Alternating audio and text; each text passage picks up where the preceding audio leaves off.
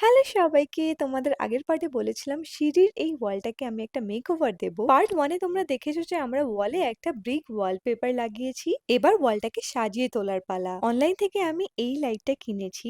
এইটা ওয়াল লাইট বা প্রোফাইল লাইটও তোমরা বলতে পারো। এই ওয়াল লাইটটা লাগানোর পরে ওয়ালটা খুবই সুন্দর লাগছিল। এই লাইটটার সাথে সাথে আমি আরো একটা লাইট অর্ডার দিয়েছিলাম। এই শ্যান্ডলিয়ারটার মধ্যে ছিল ৩ টে ডিফারেন্ট শেপের ল্যাম্প। এটার প্রাইস নিয়েছিল আই থিংক 900 রুপিস, বাট এটা লাগানোর পরেই জায়গাটার অ্যাম্বিয়েন্সই পুরো চেঞ্জ হয়ে গেছে, যেমন তোমরা দেখতে পারছো। আমি ডেফিনেটলি এই লাইটটা তোমাদেরকেও রেকমেন্ড করব, কিন্তু এখানেই আমার ডেকোরেশন শেষ নয়। আমি আরো একটা জিনিস অর্ডার করেছি। এটা হচ্ছে স্টেটমেন্ট ওয়াল ক্লক। চারিদিকে ফ্লাওয়ার আর মাঝখানে হচ্ছে ঘড়ি। এগুলো একটা ওয়ালে লাগালে আর কিচ্ছু লাগানোর দরকার পড়ে না। এই ক্লকটাকে আমি ওয়ালের একদম মিডিলে লাগাতে চেয়েছিলাম, তাই বাবা মাপ দিয়ে আমাকে বলে দিল কোনটা ওয়ালের মিডিল। আমি এই ক্লকটাকে লাগানোর জন্য ইউজ করছি এই অ্যাডহেসিভ হুকটা। সত্যি বলছি, ক্লকটা লাগানোর পরে তো এই জায়গাটার লুক একদম চেঞ্জ হয়ে গেছে।